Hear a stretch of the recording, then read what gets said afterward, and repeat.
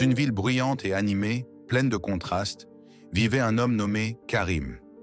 La ville, un mélange de luxe et de misère, de rêves brisés et de réussites éclatantes, était le théâtre de son existence. Enfant, Karim avait grandi dans une pauvreté extrême. Il n'avait pas connu la chaleur d'un foyer stable, ni l'amour d'une famille bienveillante. Ses parents, bien que remplis de bonnes intentions, étaient des travailleurs acharnés, mais démunis. Ils avaient tout donné pour leur fils, sauf la possibilité de vivre une vie sans souffrance. Un jour, un malheur terrifiant frappa. La maladie fit des ravages dans la famille de Karim. Ses parents, épuisés et sans ressources, tombèrent gravement malades, mais sans argent pour les soins médicaux. Ils perdirent la bataille. Karim, à peine âgé de 7 ans, se retrouva seul, livré à lui-même dans cette vaste ville froide. L'orphelinat ne fut pas une solution salvatrice. Il fut pris en charge par une famille d'adoption, mais cette nouvelle maison se révéla être une prison.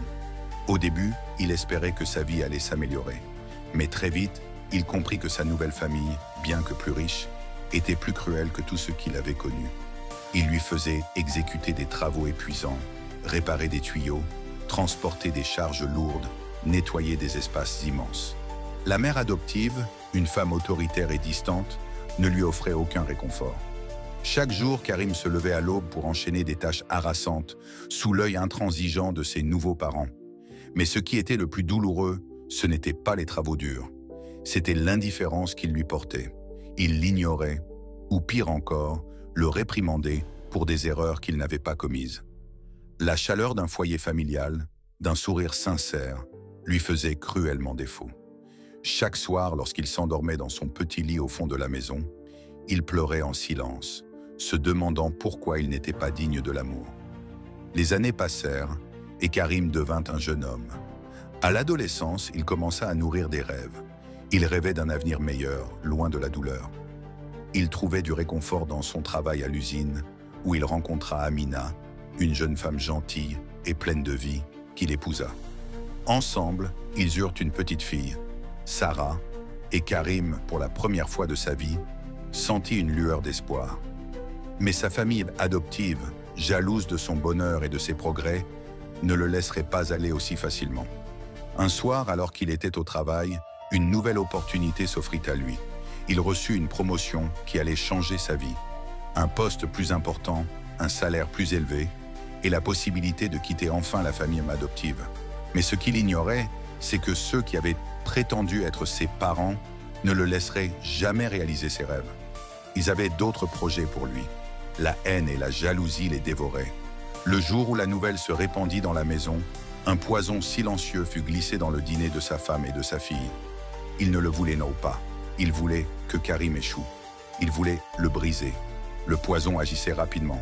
Et avant même qu'il ne puisse les sauver, sa femme et sa fille s'effondrèrent. Karim ne savait pas comment réagir. La douleur le submergea comme un tsunami. Il ne pouvait plus respirer, plus penser. Il se tenait là, impuissant, face à la perte de tout ce qu'il avait aimé. Ses rêves de famille, d'avenir, de bonheur étaient en cendres. Dans sa douleur, il perdit son travail. Il perdit tout, sa maison, ses biens, ses repères. Il devint un sans-abri. Chaque jour, il errait dans la ville, dormant sous les ponts, dans des ruelles sombres, où les regards des autres le transperçaient. Il n'est qu'un vagabond, chuchotèrent certains. Un homme brisé par la vie, murmuraient d'autres. Les gens le regardaient de loin, sans même prendre le temps de lui tendre la main. La société ne lui accordait plus aucune attention. Il n'était rien de plus qu'un fantôme dans une ville trop occupée par sa propre existence pour remarquer la souffrance des autres. Les semaines passèrent et Karim perdit tout espoir. Il s'était laissé emporter par la dépression, la solitude et la douleur. Un matin, en marchant, épuisé, il se retrouva près d'un petit ruisseau au cœur de la ville. Il s'assit, les pieds trempés dans l'eau glacée, perdu dans ses pensées sombres. La lumière du matin frappait les arbres, et il aperçut, par hasard, une lueur étrange dans l'eau. Curieux, il s'approcha. Ce qui semblait être un éclat de lumière dans l'eau était en réalité un diamant énorme, brillant et pur, caché sous les pierres du fond du ruisseau. Karim le saisit, abasourdi. Il n'avait jamais vu une chose aussi splendide, et une étrange chaleur s'empara de lui. Au moment où il toucha ce diamant, une lueur éclatante inonda son âme. C'était comme si la lumière du diamant perçait les ténèbres de son cœur brisé. Il n'était plus cet homme misérable, rejeté, sans espoir. Il ressentait une énergie nouvelle, une puissance intérieure qu'il n'avait jamais connue.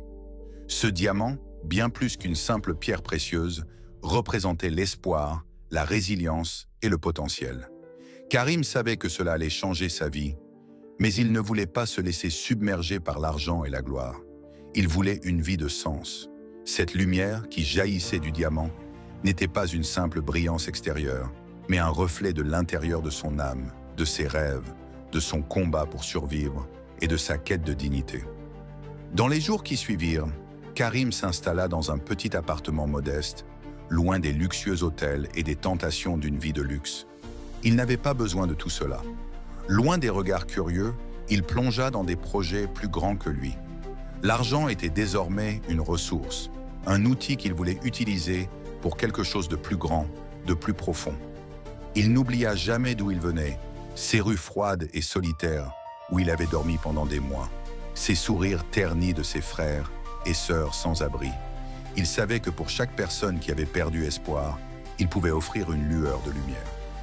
Les mois suivants, Karim utilisa sa fortune pour investir dans des entreprises sociales, des projets de réinsertion pour les sans-abri et des initiatives visant à redonner espoir à ceux qu'il avait croisés sur son chemin.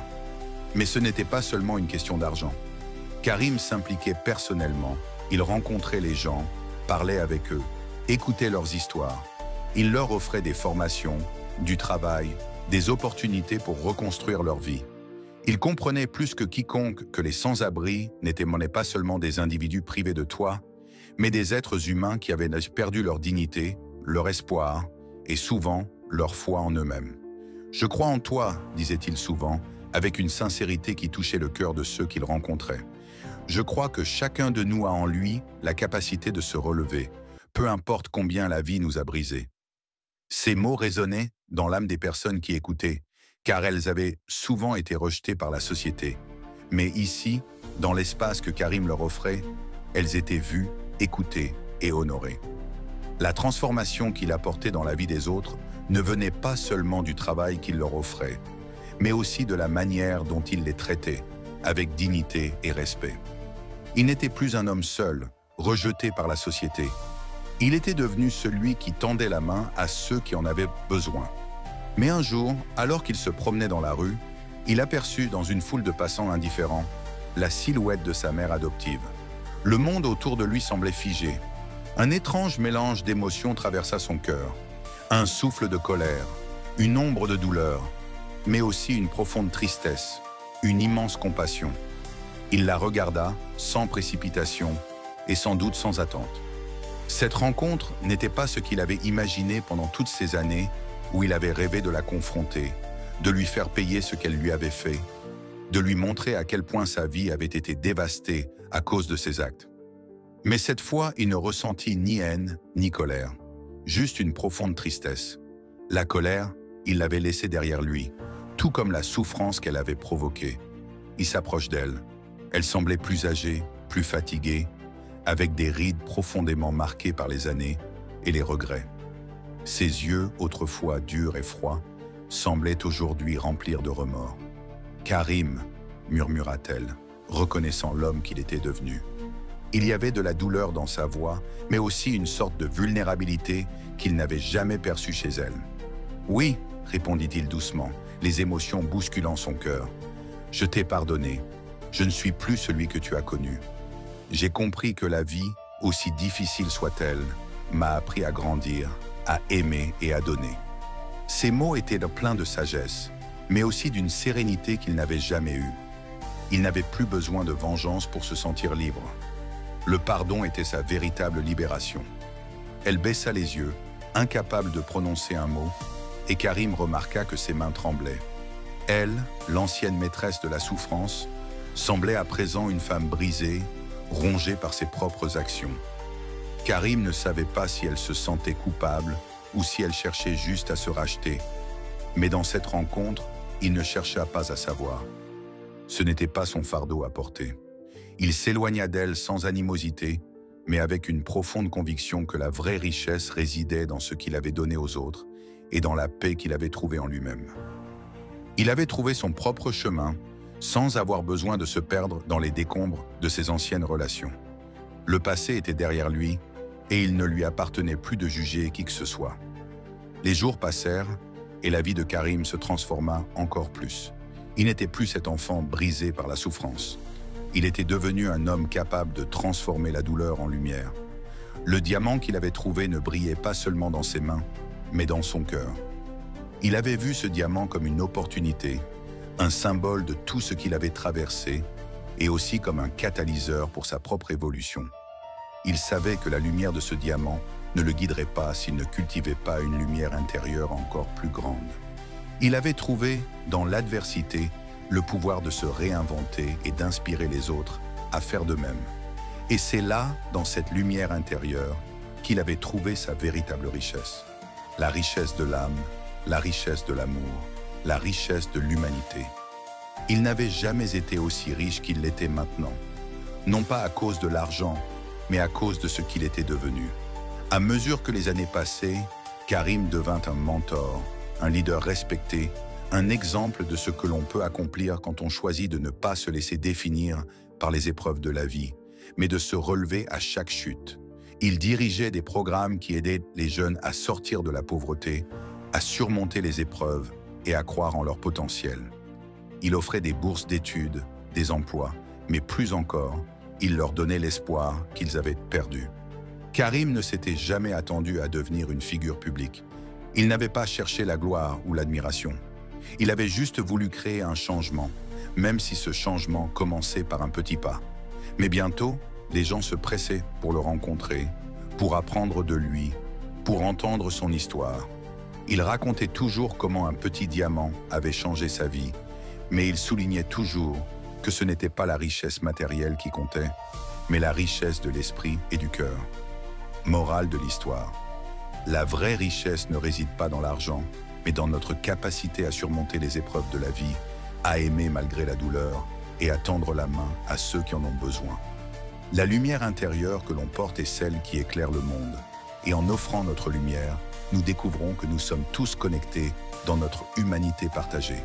La vraie richesse est dans ce que nous partageons, non pas dans ce que nous gardons.